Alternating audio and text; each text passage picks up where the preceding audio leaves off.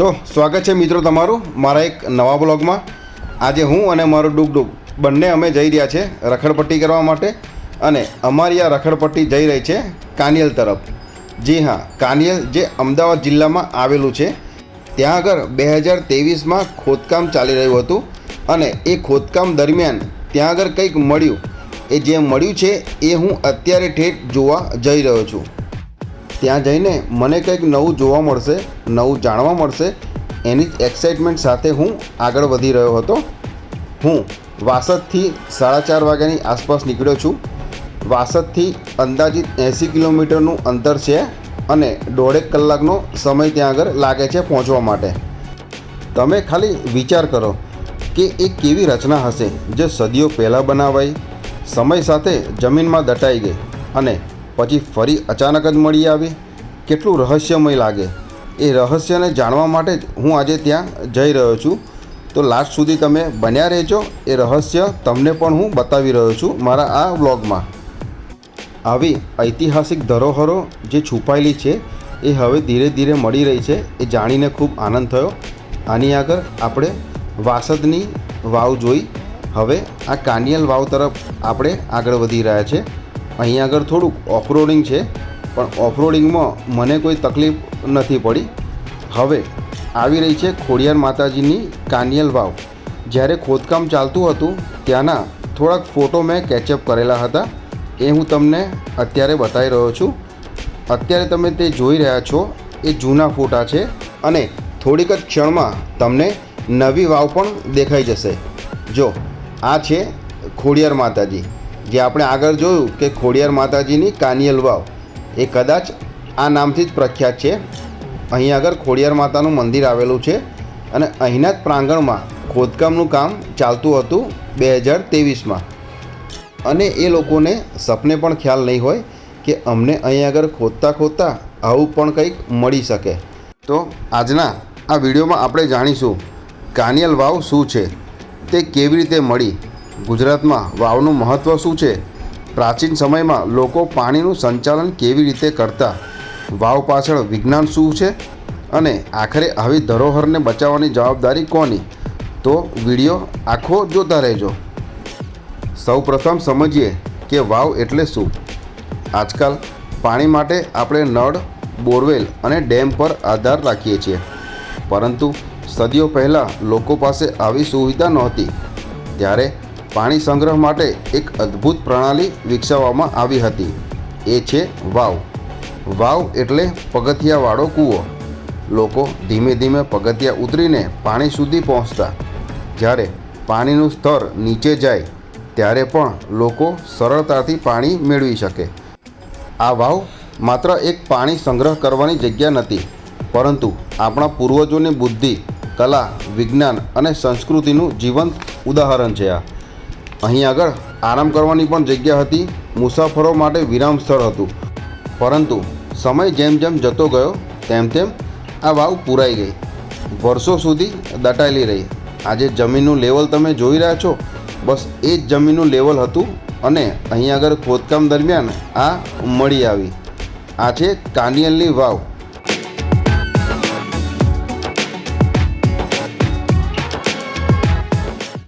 નમસ્કાર મિત્રો, આજે આપણે ગુજરાતની ધરતી નીચે વર્ષો સુધી દટાયેલી એક એવી ઐતિહાસિક ધરોહર વિશે વાત કરવા જઈ રહ્યા છે, જે અચાનક ખોદકામ દરમિયાન ફરીથી દુનિયા સામે આવી ગઈ।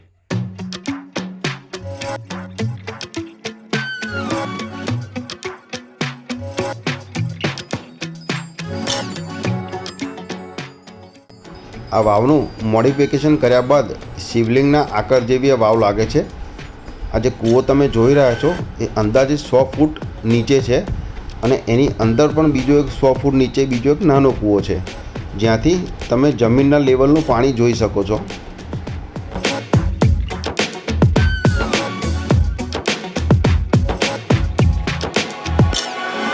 હવે હું આ જગ્યાને એક્સપ્લોર કરવા માટે નીચેની તરફ જઈ રહ્યો છું। ત્યાં નીચેની તરફ જતાં જ મને આ મૂર્તિઓ જોવા મળી। આ મૂર્તિઓ ખોદકામ સમયમાં જ મળી હતી, જે સાચવીને રાખી હતી। ત્યારબાદ અહીં આગળ ફરીથી જ્યારે મોડિફિકેશન કરવામાં આવ્યું ત્યારે એ મૂર્તિઓ પાછી ત્યાં આગળ લગાવી દેવામાં આવી। એવું મને ત્યાં આગળ લાગ્યું. જેમ જેમ હું આ નીચે જઈ રહ્યો છું તેમ તેમ તાપમાન ઘટવા લાગ્યું.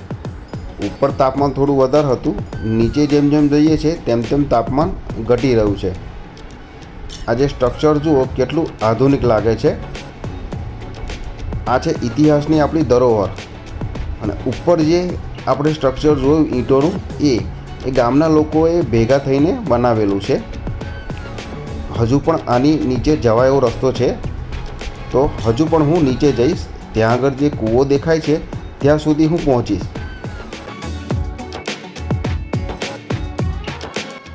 કાનિયલ ગામમાં આ મંદિર નજીક કોઈ કામ ચાલી રહ્યું હતું.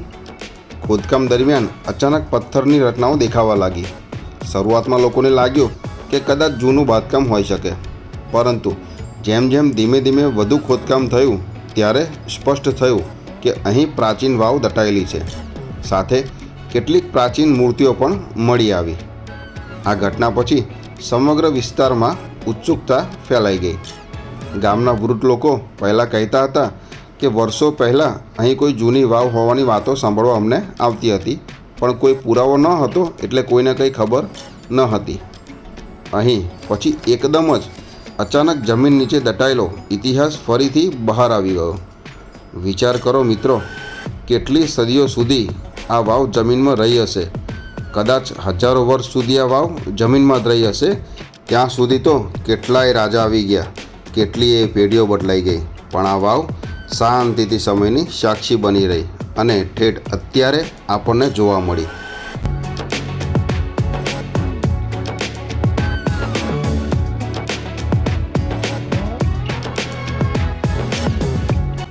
ગુજરાતને વાવોની ધરતી પણ કહી શકાય છે. અહીં ઘણી પ્રખ્યાત વાવો આવેલી છે જે દરેકને ખબર છે. અડાલજની વાવ, રાણકી વાવ, ખાસ કરીને રાણકી વાવ તો યુનેસ્કો વર્લ્ડ હેરિટેજ સાઇટ છે. આ વાવો માત્ર પાણી માટે નહોતી, તેમાં શિલ્પકલા, સ્થાપત્ય અને વિજ્ઞાનનો અદ્ભુત સમન્વય જોવા મળે છે. પથ્થરમાં કોતરાયેલા દેવી દેવતાઓના શિલ્પો, થંભો, ડિઝાઇન, પ્રકાશ અને હવાની વ્યવસ્થા હતી. આ બધું જોઈને લાગે કે આપણા પૂર્વજો કેટલા આગળ હતા.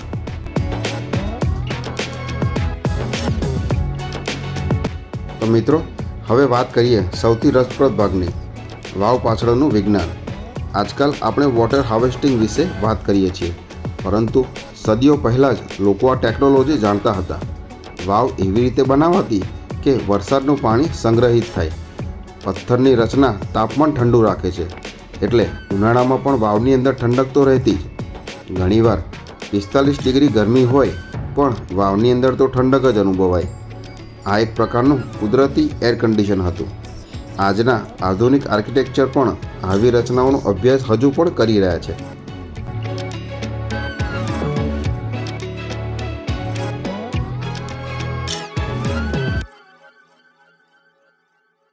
હવે મનમાં એક સવાલ આવે છે કે આ વાવ જમીન નીચે કેવી રીતે દટાઈ ગઈ હશે.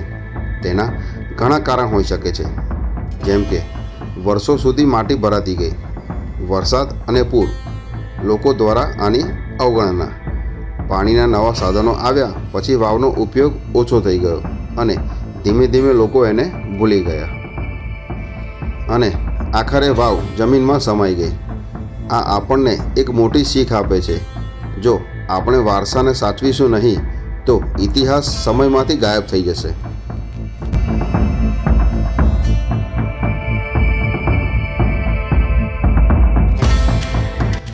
મિત્રો, આવી જગ્યાઓ માત્ર પથ્થરો નથી, આ આપણા ઇતિહાસની ઓળખ છે. જો આવી વાવોનું સંરક્ષણ થાય તો ટુરિઝમ વધે, લોકો ઇતિહાસ જાણે, નવી પેઢી શીખે અને સ્થાનિક અર્થતંત્ર મજબૂત બને.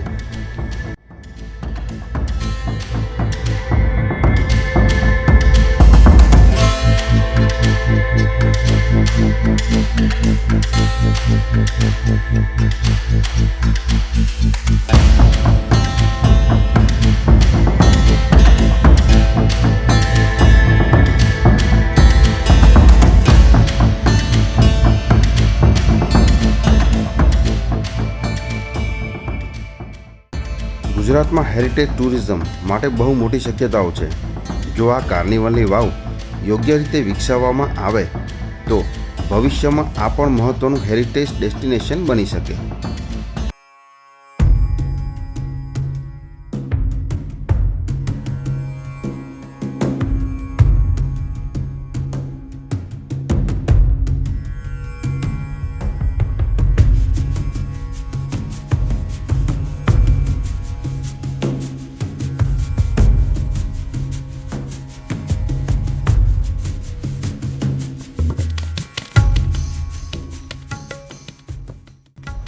હું આ જગ્યાને જોઈ રહ્યો હતો, નિહાળી રહ્યો હતો અને સમજી રહ્યો હતો કે જૂના જમાનાના લોકોએ આ કેવી અદ્ભુત કારીગરીથી આ વાવ બનાવી છે. જ્યારે આપણે ઘરમાં પાણીનું બોરવેલ કરીએ ત્યારે આપણે જમીન નીચેથી જે પાણી આવે એ ફક્ત આપણને ઉપર જ દેખાય છે, પણ આજે મેં અહીં આગળ 250 ફૂટ નીચે પાણી મેં મારી નજરે જોયું. હવે તમે આ વાવને નિહાળો.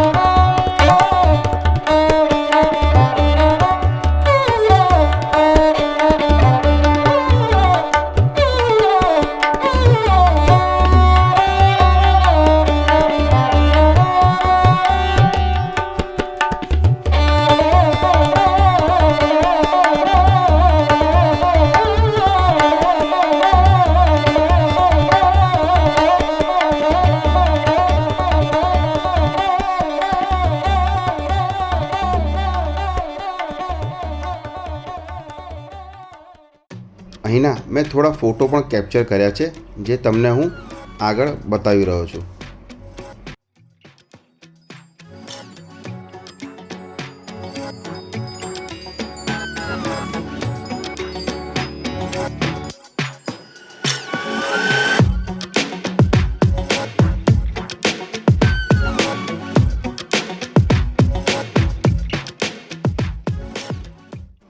તો મિત્રો, આ હતી કાર્નિયલ વાવની રસપ્રદ કહાની. જમીન નીચે દટાયેલો ઇતિહાસ, પૂર્વજોની અદ્ભુત ઇજનેરી અને પાણી બચાવવાની પ્રાચીન સમજ, આ બધું આપણને બતાવે છે કે જૂના સમયમાં લોકો કુદરત સાથે કેટલા જોડાયેલા હતા. જો તમને આ વિડીયો ગમ્યો હોય તો લાઈક કરો, શેર કરો અને ચેનલને સબસ્ક્રાઈબ કરવાનું ભૂલશો નહીં. અને કોમેન્ટમાં જરૂર જણાવજો શું તમે આવી કોઈ ઐતિહાસિક જગ્યાની મુલાકાત લીધી છે. ધન્યવાદ મિત્રો. ફરી મળીએ એક નવા રસપ્રદ વિષય સાથે.